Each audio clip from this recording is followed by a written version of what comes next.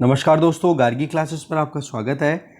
हम बात कर रहे थे कल का हमारा एक जो टॉपिक बच गया था इंडिया चाइना बॉर्डर डिस्प्यूट को लेकर के।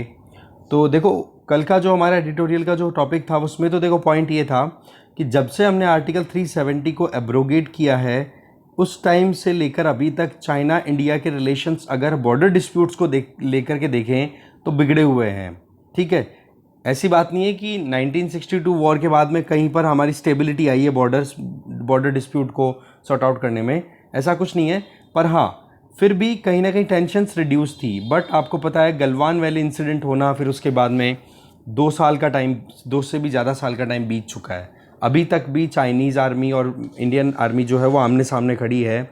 अगर हम बात करें जो पर्टिकुलर रीजन है लद्दाख में, जो दिप्सांग वाला रीजन है या गलवान वाला इंसिडेंट हुआ उस टाइम के बाद में, तो ओवरऑल हमारा जो अभी का कंटेक्स्ट है वो ये है कि एक्चुअल में कहाँ से इसकी शुरुआत होती है बॉर्डर डिस्प्यूट की, जो कि आज तक भी सॉर्ट आउट नहीं हो पा रहा है। अच्छा, सॉर्ट आउट करने के लिए क्या पहले प्रीवियस जितने भी सिस्टम रिजीम्स आए थे उन्होंने कुछ एफर्ट्स भी किए थे या नहीं, तो वो चीज़ें हमारे यहाँ पर हमारे लिए इंपॉर्टेंट हो जाती है। तो कल का जो आर्टिकल था वो तो देखो लद्दाख के लिए ही ज़्यादा बातचीत कर रहा था, लद्दाख ही उसमें मेन कंटेक्स्ट था। पर आज हमारे लिए इंपॉर्टेंट ये हो जाता है कि हम थोड़ा सा ये जानें कि एक्चुअल में पूरा मेन है क्या माजरा। ठीक है, तो उसी पॉइंट ऑफ व्यू से हम एक ओवरव्यू लेंगे इस पर्टिकुलर इंसिडेंट का या इस पर्टिकुलर रिलेशनशिप का, कि भाई दोनों देश जो कि अपने आप में अपने अपने स्फेयर में बहुत कुछ आगे बढ़ने की कोशिश कर रहे हैं, क्यों उलझे हुए हैं लड़ाई में। ठीक है, तो देखते हैं इसको डिटेल में। तो अगर हम बात करें डिस्प्यूट से रिलेटेड, तो सबसे पहले हम एक बार मैप को समझ लेते हैं, तब हमें समझ में आ जाएगी। देखो, अगर हम इंडिया और चाइना के बीच में जो बॉर्डर शेयर होती है, वैसे देखो पहले तिब्बत जो था ना वो एक सेपरेट एंटिटी हुआ करता था 1955 से पहले। पर चाइना ने खुद का एंशियंट जो हिस्ट्री है उसको उठा करके ये बोलता है कि भाई चाइना, ये तिब्बत जो है वो चाइना का ही पार्ट है। और साथ में 5 फिंगर कॉन्सेप्ट पे और सोच रखने वाला इंडिविजुअल वहाँ का लीडर बन जाता है माओ जेडोंग।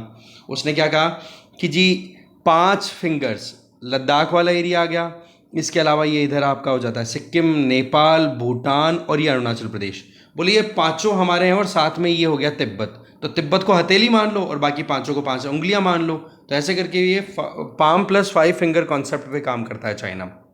ओके, अब इसमें देखो सिक्किम को तो फिर भी चाइना ने रिकॉग्नाइज कर लिया कि हाँ चलो ठीक है, सिक्किम जो है वो इंडिया का इंटीग्रल पार्ट है। क्योंकि देखो आपको पता है सिक्किम पहले एक इंडिपेंडेंट टेरिटरी हुआ करता था जो ऑटोनोमस काम करता था, केवल वहाँ की सिक्योरिटी, कम्युनिकेशन, उन चीज़ों को इंडिया देखता था। फिर उसके बाद में कॉन्स्टिट्यूशन में अमेंडमेंट होकर के, आपको ध्यान होगा, सिक्किम को हमने हमारा खुद का एक सॉवरेन स्टेट बना दिया, मतलब हमारे साथ में इंटीग्रेट कर लिया था सिक्किम को। उसको रिकॉग्नाइज नहीं किया था चाइना ने बहुत सालों तक। फिर 2003 के लगभग आकर के रिकॉग्निशन मिला था सिक्किम को कि आज सिक्किम जो है वो इंडिया की इंटीग्रेटेड पार्ट है। अब देखो मुद्दा जो है हमारा वो है, देखो चाइना और इंडिया के बीच की जो बॉर्डर है उसको 3 पार्ट्स में डिवाइड किया जा सकता है, वेस्टर्न सेक्टर, सेंट्रल सेक्टर और ईस्टर्न सेक्टर। वेस्टर्न सेक्टर में ये लाल जो एरिया है ये अक्साई चिन वाला एरिया है, जो कि चाइना भी क्लेम करता है और इंडिया भी क्लेम करता है। और दोनों क्यों क्लेम करते हैं उसके पीछे का कारण आगे बताऊंगा मैं। तो अक्साई चिन है वो फिलहाल चाइना ने ऑक्यूपाई कर रखा है। दूसरी तरफ ये है अरुणाचल प्रदेश, इसको चाइना पूरा क्लेम करता है कि ये हमारा है। जबकि आप देखोगे अरुणाचल प्रदेश हमारे यहाँ पर एक सेपरेट इंडिपेंडेंट, सेपरेट स्टेट के तौर पे काम कर ही रहा है, इंटीग्रल पार्ट है हमारे देश का, हमारे कंट्री का, राइट। और सेंट्रल पार्ट उसमें थोड़े थोड़े एरियाज ऐसे हैं जहाँ पर हल्की फुल्की डिस्प्यूट है। बाकी सेंट्रल सेक्टर जो है वो मोर और लेस थोड़ा सा स्टेबल आपको मिलेगा। अब देखो थोड़ा सा हम जान लेते हैं स्टैटिक पोर्शन के बारे में। देखो चाइना इंडिया के बीच में टोटल बॉर्डर कितनी है, 488 किलोमीटर्स। पहले अगर देखा जाए तो तिब्बत जब इंडिपेंडेंट था ना तब इतनी लंबी बॉर्डर शेयर नहीं होती थी, पर वही है तिब्बत को इंटीग्रेट कर लिया तो इतनी बड़ी बॉर्डर शेयर होती है, जो कि बांग्लादेश के बाद में नंबर 2 है। बांग्लादेश के साथ में सबसे लंबी बॉर्डर शेयर करता है इंडिया, और फिर उसके बाद में चाइना के साथ में। 3 सेक्टर्स में बॉर्डर को हम डिवाइड कर सकते हैं। इंडिया के कौन कौन से स्टेट्स, कौन कौन से एरियाज है जो कि चाइना के साथ में बॉर्डर शेयर करते हैं? हिमाचल प्रदेश, उत्तराखंड, सिक्किम, अरुणाचल प्रदेश, ये 4 तो स्टेट्स हैं। और जम्मू एंड कश्मीर पहले स्टेट हुआ करता था, जो कि आज के टाइम पे डिवाइड करके हमने क्या कर दिया, इसका 2 यूटीज में डिवीजन। तो ऐसे में लद्दाख है ना वो अपनी बॉर्डर शेयर करता है किसके साथ में? चाइना के साथ में, ना कि जम्मू कश्मीर, क्योंकि जम्मू कश्मीर यूटी है जो केवल और केवल पाकिस्तान के साथ अपनी बॉर्डर शेयर करता है। और ये वाला एरिया पाकिस्तान ऑक्यूपाइड कश्मीर है, जो कि पाकिस्तान ने 1947 से लेकर अभी तक ऑक्यूपाई कर रखा है, जिसको इंडिया क्लेम करता है और हम हमारा इंटीग्रल पार्ट इसको मानते हैं। ठीक है, इधर आप देखो कि ये जो लाइंस हैं, कौन कौन सी लाइन, एक बार मैं कलर चेंज कर लूँ इसका, फिर थोड़ा समझ में आएगा आपको। यस, अब देखो यहाँ पर ये जो लाइन है ना, जिसमें चाइना अपनी ये लाइन मानता है और कहता है कि अक्साई चिन्ह है वो चाइना का पार्ट है, तो ये तो है देखो यहाँ पर मैकडोनल्ड लाइन, ठीक है, मैकडोनल्ड, ओके। और इंडिया जो है वो कहता है कि जो बॉर्डर है वो ये है फाइनल, तो इंडिया का पार्ट हो गया अक्साई चिन्ह, तो इंडिया अक्साई चिन्ह को क्लेम करता है। तो ये जो लाइन है जो चाइना इंडिया को सेपरेट कर रही है, इसको बोलते हैं जॉनसन लाइन, ठीक है। तो ऐसे में मैकडोनल्ड लाइन के बेसिस पे तो अक्साई चिन्ह चाइना का पार्ट हो गया, और जॉनसन लाइन के बेसिस पे देखें तो अक्साई चिन्ह किसका पार्ट हो गया, इंडिया का, ठीक है। तो ये क्लियर। वेस्टर्न सेक्टर की बात करो तो यहां पर ये जो बॉर्डर है ये डिमार्केट हुई थी, मैकडोनल्ड एक leader, I mean civil servant था, उसकी लीडरशिप में ये डिमार्केशन हुआ था। तो मैकडोनल्ड लाइन को चाइना मानने से मना करता है कि बोले मैकडोनल्ड लाइन के बेसिस पे देखा जाए तो अरुणाचल प्रदेश तो बोले इंडिया का पार्ट है, जबकि चाइना खुद क्लेम करता है ये तो हमारा रहा हुआ है, क्योंकि ये तिब्बत का पार्ट है, तिब्बत चाइना का ही पार्ट है। तो इस तरीके से अरुणाचल प्रदेश भी बोला हमारा खुद का पार्ट हो गया। तो इस तरीके से ये बॉर्डर डिस्प्यूट के पीछे कहीं ना कहीं अलग अलग कमीशंस के द्वारा दिए हुए अलग अलग वर्डिक्ट्स हैं। बैकग्राउंड जो मैंने आपको ऑलरेडी बता दिया, मोर और लेस वही है। वेस्टर्न सेक्टर की अगर बात करें तो लगभग 2152 किलोमीटर लंबी बॉर्डर है वेस्टर्न सेक्टर की, जो कि चाइना की तरफ से तो सिंजियान प्रोविंस है, और हमारी तरफ से जम्मू कश्मीर का जो पार्ट अभी बना करके हमने लद्दाख बना दिया है वो बॉर्डर शेयर करता है। इसके साथ में अगर देखें तो डिस्प्यूट यहाँ पर एक्साई चिन्ह को लेकर के 1962 में जो वॉर हुआ था वो इसी डिस्प्यूटेड टेरिटरी को लेकर के हुआ था, और अल्टीमेटली चाइना ने इसको ग्रैब कर लिया, जो कि इलीगल कंसिडर किया जाता है इंडिया में। इसके अलावा इंडिया भी जो है वो लगातार अपनी तरफ से बोलता है कि भाई अक्साई चिन्ह है वो हमारा पार्ट है। अब देखा जाए ना तो ये डिस्प्यूट ब्रिटिश एम्पायर के टाइम पे ही रह गई, क्योंकि इन्होंने कोई क्लियर कट जो एक क्लियर लीगल बॉर्डर जो होनी चाहिए थी वो फाइनलाइज नहीं की। अब देखो दो इंपॉर्टेंट तरीके से प्रपोजल तैयार किए गए थे ब्रिटिश गवर्नमेंट के द्वारा, एक तो थी जॉनसन लाइन, एक थी मैकडोनल्ड लाइन। तो जॉनसन लाइन जो कि 1865 में प्रपोज की गई थी वो तो अक्साई चिन्ह को मानती है कि वो जम्मू कश्मीर का पार्ट थी, जो कि आज के टाइम पे लद्दाख का पार्ट हो जाता है ये। दूसरी तरफ मैकडोनल्ड लाइन जो थी वो प्रपोजल आया था 1893 में, उसमें ये कह दिया कि बोला चाइना के कंट्रोल में रहेगा अक्साई चिन्ह। सो ओवरऑल देखा जाए तो जॉनसन लाइन तो है वो इंडिया को फेवर कर रही है, और मैकडोनल्ड लाइन है वो चाइना को फेवर कर रही है। तो चाइना तो मानता है मैकडोनल्ड को और इंडिया मानता है जॉनसन को, हो गया डिस्प्यूट यहीं पे। तो ऐसी परिस्थितियों में क्या है, कॉम्प्लिकेशंस बढ़ जाती हैं। इसके अलावा आज के टाइम पे जो परिस्थिति है जहां पर चाइना ने जो अपनी पकड़ बना रखी है 1962 वॉर के बाद में, वो लाइन है लाइन ऑफ एक्चुअल कंट्रोल, जिसमें आप देख सकते हो कि अक्साई चिन्ह है वो किसका पार्ट हो जाता है, किसके अंडर में रहेगा, किसके अंडर में चल रहा है अभी, चाइना के अंडर में। तो ये तो है वेस्टर्न सेक्टर। अब आ जाओ मिडिल सेक्टर में। मिडिल सेक्टर की टोटल बॉर्डर लेंथ कितनी है, 625 किलोमीटर की है, जिसमें इंडिया और चाइना के बीच में बॉर्डर शेयर होती है। और एक तरफ देखो तो लद्दाख है, दूसरी तरफ देखो तो नेपाल, और बीच में दो स्टेट्स आ गए, पंजाब सॉरी हिमाचल प्रदेश और उत्तराखंड, इनके साथ में बॉर्डर शेयर हो रही है चाइना की। अब आप देखो कि यहाँ पर ज़्यादा कुछ डिस्प्यूट नहीं, हल्का फुल्का थोड़ा सा डिस्प्यूट चलता है, वो डिसएग्रीमेंट है, वो इतना कोई ज़्यादा हाईलाइट होता नहीं है। फिर आ जाते हैं हम ईस्टर्न सेक्टर में। ये देखो 1140 किलोमीटर लंबी बॉर्डर है, जो कि भूटान के ईस्टर्न सेक्टर से शुरू होकर के, ईस्टर्न बॉर्डर से शुरू होकर के तालू पास है। तालू पास कहाँ पर है, बेसिकली तिब्बत, इंडिया और म्यांमार का जो ट्राई जंक्शन है वहाँ तक। जैसे अब अगर मैप देखें तो इस तरीके से यहाँ तक आ जाता है पूरा। तो यहाँ से लेकर के ये पूरी मैकमोहन लाइन है जो हमने अभी मैप में देख ली थी, यहाँ पर आप देख सकते हो कि यहाँ से लेकर के यहाँ तक, तो यहाँ पर है तालू पास। और तालू पास किसके कहाँ पर लोकेटेड है, ट्राई जंक्शन किस किस का, इंडिया, म्यांमार और तिब्बत का। तिब्बत को टेक ओवर आपको पता है चाइना ने कर ही लिया था, और इस लाइन को बोला गया मैकमोहन लाइन। ओके, इसमें देखा जाए तो मोर और लेस ये बॉर्डर जो है ना वो हिमालयन क्रेस्ट मतलब हिमालयन माउंटेन के पैरेलल चलती हुई है। बस एक दो ऐसे पॉइंट्स आते हैं जहां पर थोड़ा सा फ्लक्चुएशन है, वो है क्योंकि वहां पर रिवर्स जो हैं वो आती हैं इंडिया में। कौन कौन सी, केमांग, सुबनसिरी, दिहांग, लोहित, जिसकी वजह से थोड़े ब्रेक्स आ जाते हैं। बाकी मोर और less Himalayan crest, Himalayan mountain range को ही फॉलो करके मैकमोहन लाइन जो थी वो फाइनलाइज हुई थी। अब इस मैकमोहन लाइन को भी फाइनलाइज करने के लिए एक ट्राईपार्टाइट कॉन्फ्रेंस बुलवाई गई थी 1913 में, जिसमें इंडिया, तिब्बत और इंडिया का मतलब हो गया आपको पता है ये ब्रिटिश गवर्नमेंट थी और चाइना को बुलाया गया था, आ जाओ कि बातचीत कर लो। पर हुआ क्या था कि जो चाइना की किंग डायनेस्टी थी वो 1911 में कोलैप्स कर गई थी और उसके बाद में नई सरकार, नया सिस्टम बना था रिपब्लिक ऑफ चाइना के नाम से, जो कि आज के टाइम में कहाँ से ऑपरेट कर रहे हैं, वो ताइवान से। ओके, तो ऐसे में रिपब्लिक ऑफ चाइना जो था वो बना था, तो उन्होंने इतना ज़्यादा पार्टिसिपेशन लिया नहीं। तो ऐसी परिस्थितियों में ट्राईपार्टाइट कॉन्फ्रेंस होती है 1913 में, और उस कॉन्फ्रेंस में इंडिया और तिब्बत के बीच में बॉर्डर फाइनलाइज होती है, जो कि आप देखोगे आज के टाइम पे अपने आप में वो भी डिस्प्यूट का कारण बन जाती है। तो मैकमोहन लाइन तो हो गई इधर ईस्टर्न सेक्टर में, और इंडिया तिब्बत को लेकर के फिर से ट्राईपार्टाइट कॉन्फ्रेंस हुई थी, जिसमें फाइनलाइज हुआ था कि हाँ भाई तिब्बत और इंडिया के बीच में क्या बाउंड्री रहेगी, कहाँ कहाँ पर कौन कौन से रहेगी। उसको लेकर के चाइना ऑब्जेक्शन कर देता है। क्यों? बोले मैकमोहन लाइन को फाइनलाइज करने में तिब्बत के रिप्रेजेंटेटिव थे, बोले चाइनीज रिप्रेजेंटेटिव कोई था नहीं। तो ऐसे में वो जो कन्वेंशन फाइनलाइज हुई थी वो 1914 में शिमला में हुई थी, तो बोले उसको हम मानते ही नहीं है, क्योंकि तिब्बत जो था उसके पास में कोई लेजिटिमेसी नहीं थी, तो लीगल अथॉरिटी ना होने के चलते हम मैकमोहन लाइन को नहीं मानेंगे।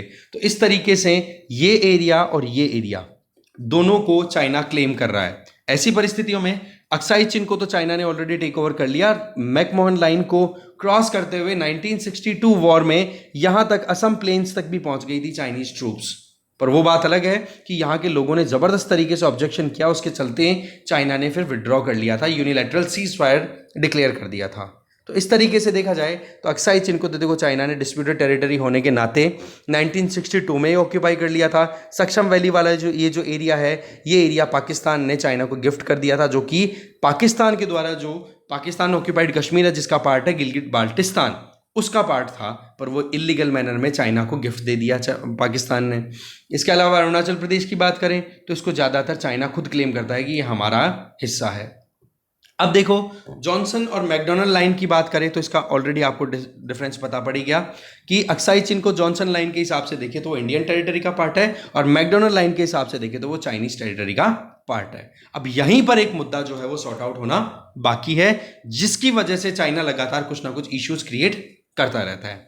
अब देखो इंडिया चाइना वॉर की बात करें 1962 में, देखो अगर उसकी टाइम की बात करें तो अक्साई चिन और अरुणाचल प्रदेश दोनों को डिस्प्यूटेड टेरिटरी के तौर पे पहले ही कहते हैं ना कि एक तरीके से डिस्प्यूटेड बोलना शुरू कर दिया था चाइना ने, ठीक है। जबकि सॉवरेनिटी के पॉइंट ऑफ व्यू से देखे जाए तो दोनों के दोनों पार्ट किसके थे उस टाइम पे?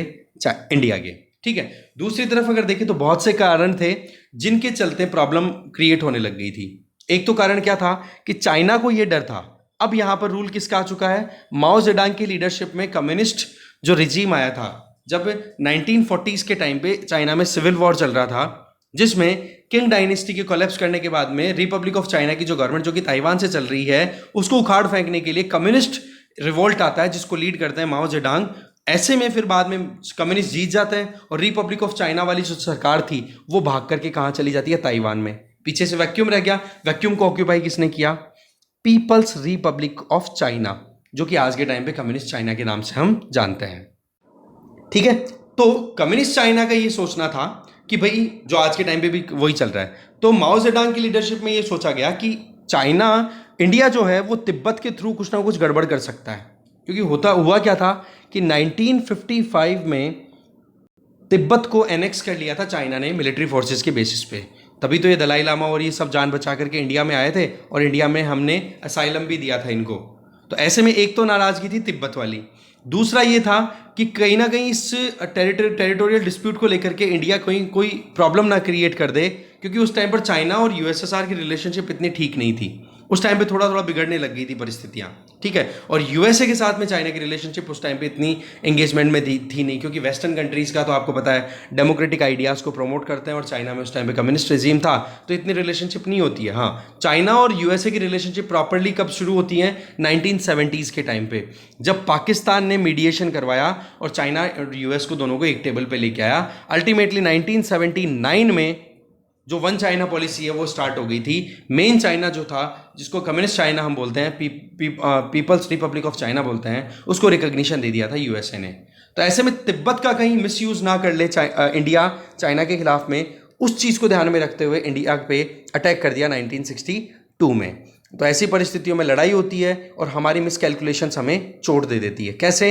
हमने ये सोचा कि चाइना के साथ में लड़ाई होने के चांसेस नहीं है, कारण कि अभी अभी तो हम इंडिपेंडेंट हुए हैं, पड़ोसी देश है, वो भी गुलामी की जंजीरों से छूटा है, हम भी गुलामी की जंजीरों से छूटे हैं, पंचशील एग्रीमेंट साइन हो गया था, जो हमारे मेन जो फॉरेन प्रिंसिपल हुआ करते थे उस टाइम पर कि एक दूसरे की हम टेरिटरीज की रिस्पेक्ट करेंगे, एक दूसरे को हम इज्जत दे करके चलेंगे। पर वही चीज़ है कि हमारी वो मिसकैल, और दूसरा ये भी नहीं सोचा था कि लड़ाई हो जाएगी क्या, इसलिए हमने तैयारी भी नहीं की थी। जबकि मिलिट्री पोजीशन की बात करो तो उस टाइम पे इंडिया ज़्यादा स्ट्रांग था बजाय के चाइना के, पर वही है कि चाइना ने अटैक कर दिया, हम तैयार थे नहीं, नीतियां एकदम प्रॉपर बनी नहीं, तो ऐसी परिस्थितियों में चाइना ने हमें बहुत बुरे तरीके से हराया। चाइना की जो पीपल्स लिबरेशन आर्मी है उसने इन्वेड कर दिया लद्दाख वाले एरिया में और मैकमोहन लाइन को क्रॉस करते हुए अरुणाचल प्रदेश को पूरा ऑक्यूपाई कर लिया। 20 अक्टूबर 1962 की बात है ये। फिर उसके बाद में यूनिलैटरली सीज फायर डिक्लेयर कर दिया और उसके बाद में आप देखो अक्साई चिन को तो ऐसे कैसे पकड़ लिया, छोड़ा नहीं, और अरुणाचल प्रदेश से फिर विड्रॉ कर गई थी वहाँ की आर्मी कि बोला अरुणाचल प्रदेश के लोग खुद जब एग्री करेंगे बोला तब हम उनको अपने साथ में लेंगे। तो ऐसी परिस्थितियों में मैकमोहन लाइन को ना मानते हुए भी चाइना ईस्टर्न सेक्टर से थोड़ा सा रिट्रीट कर गया, जबकि वेस्टर्न सेक्टर में अभी भी अक्साई चिन को ऑक्यूपाई कर रखा है। फिर 1962 वॉर खत्म हो गया। फिर उसके बाद में भी 2-3 ऐसे इंसिडेंट आते हैं जब बॉर्डर क्लैशेस होते हैं, लड़ाई होती है आमने सामने। 1967 में एक तो नाथुला वाले एरिया में, एक छोला वाले एरिया में। नाथुला वाला एरिया में डिस्प्यूट लगभग 5 दिन तक चलता है और चोला वाला दिन लगभग 1 दिन के लिए चलता है। पर देखा जाए ना तो नाथुला वाले डिस्प्यूट के बाद, ये 1967 के जो 2 डिस्प्यूट्स थे ना, इन दोनों डिस्प्यूट्स के बाद में इंडिया ने थोड़ी सी अपनी पकड़ फिर से बनाई थी, क्योंकि अब क्या था, इंदिरा गांधी की सरकार आ चुकी थी और इंदिरा गांधी बिल्कुल रेडी थी कि हाँ भाई कैसे भी हो डील करना है अपने को। वो बात अलग है कि पॉलिटिकल टर्मोइल चल रहा था इस टाइम पे, इंदिरा गांधी को गूंगी गुड़िया और वो समथिंग बोला जा रहा था, पर फिर भी बहुत हद तक इंडिया चाइना के बिहेवियर से अवेयर हो चुका था कि विश्वसनीय देश नहीं है ये। तो ऐसे में 1967 कॉन्फ्लिक्ट ने इंडिया को थोड़ा सा कॉन्फिडेंस बूस्ट किया। फिर देखा जाए तो आपको पता है 1977 से लेकर के और फिर बाद में 2014 तक हमारे यहाँ पर कोalition, 1977 में जनता पार्टी की सरकार आती है, फिर इंदिरा गांधी की सरकार दोबारा आती है, फिर राजीव गांधी की सरकार आती है, फिर उसके बाद में 1989 से लेकर के 2014 तक कोalition की सरकारें चलती हैं, गठबंधन की सरकारें चलती हैं हमारे यहाँ पर। तो उन गठबंधन की सरकारों के टाइम पर बहुत से एग्रीमेंट्स हुए चाइना और इंडिया के बीच में। अच्छा, इसमें एक मजे की बात यह भी है कि इस टाइम पर ज़्यादा क्लैशेस नहीं हुए, एग्रीमेंट्स बहुत सारे साइन हुए कि हाँ जी हम कैसे भी करके शांति से आगे बढ़ेंगे। इसके पीछे कारण क्या था वो बताता हूँ। 1979 में डेंग जियाओपिंग की लीडरशिप में बहुत सारे चेंजेस आ गए थे। वो चेंजेस क्या थे? वो ये चेंज थे कि चाइना ने अपनी ओपन डोर पॉलिसी लॉन्च कर दी, चाइना ने अपनी इकोनॉमिक एक्टिविटीज़ को एक्सपेंड करने के लिए काम करना शुरू कर दिया। तो ऐसे में वो बॉर्डर डिस्प्यूट को लेकर के लड़ाई नहीं करना चाहता था और उसी चीज़ को लेकर के लगभग 30-40 साल तक चाइना शांति से रहता है और इंडिया और चाइना जो है वो इकोनॉमिक प्रोग्रेस करता है। उसके 12 साल बाद में हमने 1991 में हमने एलपीजी पॉलिसी अडॉप्ट की थी। तो ऐसी परिस्थितियों में चाइना भी अपनी इकोनॉमिक प्रोग्रेस की तरफ बढ़ रहा था और इंडिया भी अपनी तरफ से इकोनॉमिक क्राइसिस, जो बैलेंस ऑफ पेमेंट क्राइसिस आया था, उससे निकल रहा था। तो बड़ी शांति का वक्त था ये, ठीक है। इस टाइम पर एग्रीमेंट्स, कन्वेंशन, इनिशिएटिव लिए गए कि हाँ बॉर्डर डिस्प्यूट को हम कैसे सॉर्ट आउट करेंगे। तो देखा जाए तो 1914 में तो शिमला कन्वेंशन हो ही गया था, पर वही बात है कि तिब्बत को लेजिटिमेट कंसिडर किया ही नहीं चाइना ने, ठीक है। इसके बाद में ब्रिटिश इंडिया और तिब्बत दोनों के बीच में बातचीत हुई तो चाइनीज ऑफिशियल आए नहीं थे और वो बात हमने ऑलरेडी कर ही दी है मैकमोहन लाइन से संबंधित। इसके अलावा पंचशील डॉक्ट्रिन था, वो हमने साइन किया कि भाई हम एक दूसरे की टेरिटोरियल इंटीग्रिटी और सॉवरेनिटी को हम कॉम्प्रोमाइज़ नहीं होने देंगे, रेस्पेक्ट करेंगे एक दूसरे की को। पर वही चीज़ है 1962 वॉर ने ये साबित कर दिया कि चाइना पे हम विश्वास नहीं कर सकते। फिर देखो 1962 से लेकर के 1989 तक लगभग केवल 67 के लगभग 2 कॉन्फ्लिक्ट होते हैं, उसके बाद में कोई लड़ाई होती नहीं है, ठीक है। और इसमें ना तो इतनी एंगेजमेंट थी। फिर देखोगे ना तो हमारी तरफ से अटल जी गए थे 1977-78 के टाइम पे, जब अटल जी जनता पार्टी के अंडर में फॉरेन मिनिस्टर थे, तब चाइना के विजिट पे वो जाते हैं, तब थोड़ी सी डिप्लोमेटिक एंगेजमेंट शुरू होती है। फिर 1989 के बाद में एक थोड़ी पेस मिलती है और आप देखो 1989 से लगातार बैक टू बैक कई एग्रीमेंट्स हुए कि कैसे भी करके सभी बॉर्डर डिस्प्यूट्स को हम बायलैटरली मिलकर सॉर्ट आउट करेंगे। पहला एग्रीमेंट 1989 का joint working group for confidence building measures, इसके अलावा लाइन ऑफ एक्चुअल कंट्रोल है, उस पर यह था कि कैसे भी करके अक्साई चीन वाला जो मुद्दा है उसको सेटल किया जाए, ठीक है। और आज देखा जाए तो वहां पर मिलिट्री बॉर्डर भी क्रिएट हुई है, जो आज के टाइम पे है, जो हमारी आर्मी खड़ी है आमने सामने, वो एलएसी के अक्रॉस ही है। पर हाँ, ये है कि थोड़ी बहुत चाइना की आर्मी आगे भी आ चुकी है, उसी को लेकर के हम अभी वहां पर बहुत ज़्यादा डिप्लॉयमेंट करके बैठे हैं। और चाइना से हमने लगभग 16-17 राउंड से ज़्यादा की बातचीत कर ली है, पर अभी तक उसका कोई सोल्यूशन निकला नहीं है, ठीक है। इसीलिए तो गलवान वैली का ये जो ऑक्यूपेशन है या फिर जो इशू आ रहा है वो अभी तक भी हाईलाइटेड है, तभी इस मुद्दे को हम डिस्कस कर रहे हैं। जॉनसन लाइन के बारे में हमने बात ही कर ली 1865 में, और अक्साई चीन जो कि जम्मू कश्मीर का हिस्सा बताया था उसने, जॉनसन ने। इसके अलावा फिर बाद में 1993 में हमारी तरफ से prime minister Narasimha Rao ji visit पे जाते हैं, उनके द्वारा एक एग्रीमेंट किया जाता है, agreement for maintenance and peace and tranquillity along the LAC, की कोई एग्रेशन नहीं दिखाया जाएगा। 1996 में मिलिट्री फील्ड मतलब कॉन्फिडेंस बिल्डिंग मेजर्स के लिए बातचीत होती है, एग्रीमेंट साइन होता है मिलिट्री फील्ड, कहाँ पे, एलएससी के अक्रॉस में, कि भाई कोई वहाँ पर मिलिट्री डेवलपमेंट अगर कोई कर रहा है तो कोई एग्रेशन नहीं हो। 2003 में चाइना ने डिक्लेयर कर दिया अपनी तरफ से कि चाइना और इंडिया ने declaration on principle for relation and comprehensive cooperation पे साइन किया, और साथ में 2003 में एक डिप्लोमेटिक हमें सक्सेस मिलती है, वो क्या, सिक्किम को रिकॉग्नाइज कर लेता है चाइना कि इंडिया का ही पार्ट है। नहीं तो सिक्किम को इतने दिन तक रिकॉग्नाइज नहीं किया था, 1973 में इंटीग्रेट हो गया था जबकि सिक्किम, ठीक है। इसके अलावा देखा जाए तो मॉडलिटीज, दैट मीन्स दोनों के बीच में एग्रेशन ना हो, उसको ध्यान में रखते हुए the implementation of confidence building measures, that means ये जो ऑलरेडी जितने भी एग्रीमेंट हो गए थे उनको प्रॉपर इंप्लीमेंट किया जाए, ये बात हुई। 2012 में चाइना और इंडिया ने एग्रीमेंट एक और किया कि कैसे भी करके दोनों कंसल्ट करके फिर बाद में बॉर्डर डिस्प्यूट्स को हम सॉर्ट आउट कर लेंगे। तो ऐसे करके बहुत सारे कॉपरेशन निकल के आते हैं 2012 तक की अगर बात करें तो। पर 2012 के बाद में 3 ऐसे इंसिडेंट होते हैं जहां पर चाइना और इंडिया की मिलिट्री आमने सामने होती हैं। एक तो हुआ था चुमार में, एक हुआ था बुत्से में, एक हुआ था डोकलाम में। चुमार 2014, ये 2015, ये 2017 में, ठीक है।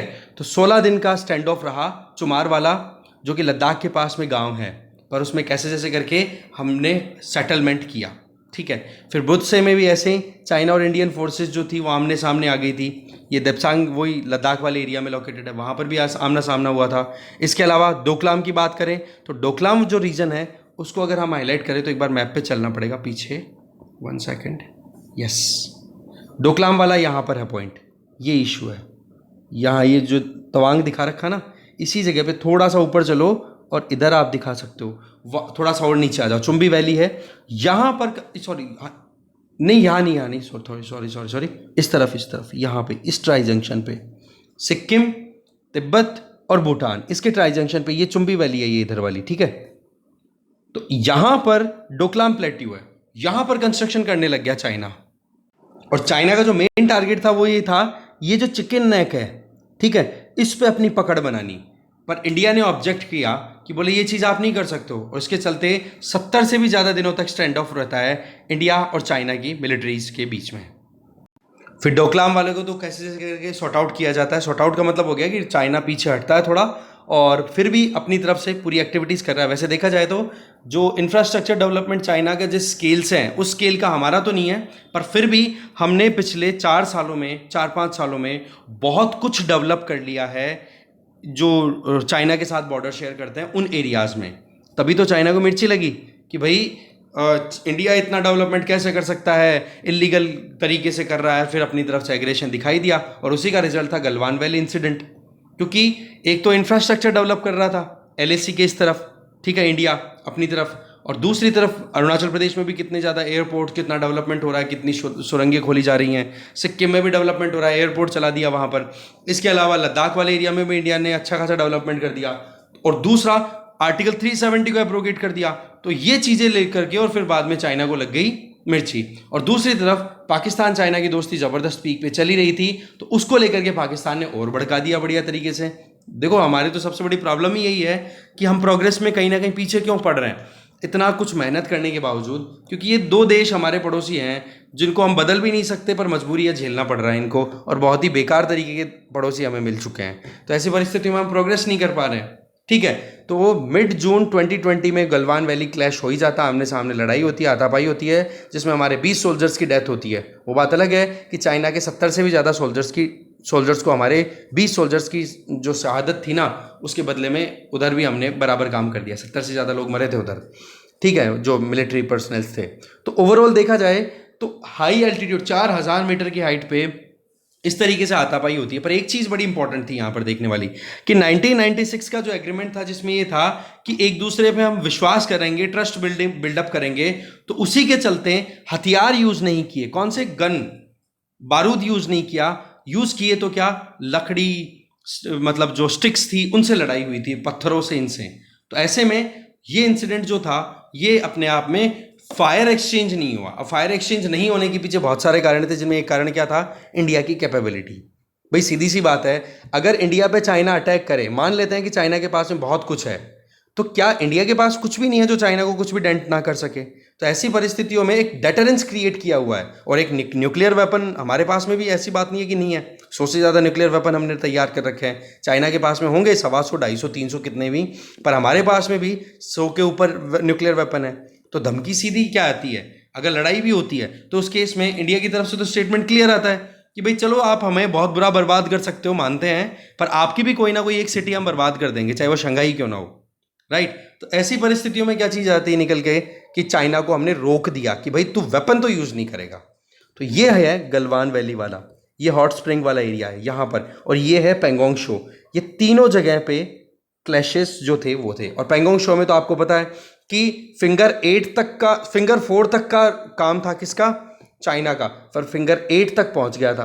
तो ऐसी परिस्थितियों में हमारे खुद की पेट्रोलिंग करनी भी अभी तक अलाउ नहीं कर रखी है। ठीक है, तो आज के टाइम पे ये तो पता ही है आपको, ये वाला पूरा तो लद्दाख वाला एरिया आ जाता है इधर वाला सारा, और ये बच गया इधर जम्मू कश्मीर। ठीक है, जो हम आज के टाइम पे रीऑर्गेनाइजेशन की बात कर रहे हैं, 2019 के रीऑर्गेनाइजेशन के बाद की। तो ये है पाकिस्तान ऑक्यूपाइड कश्मीर का गिलगिट बाल्टिस्तान हिस्सा, और ये है सक्सम वैली। ये देखो सक्सम वैली, जो कि चाइना को पाकिस्तान ने गिफ्ट कर दी थी। ठीक है, और ये पकड़ बनाने का कारण था, और इधर से ही वो जो चाइना पाकिस्तान इकोनॉमिक कॉरिडोर है वो इधर से यूँ निकलता हुआ है। इसीलिए तो इंडिया ने चाइना पाकिस्तान इकोनॉमिक कॉरिडोर के ऑब्जेक्शन में ये कहा था कि बेल्ट एंड रोड इनिशिएटिव आप इधर से कैसे लेके जा सकते हो।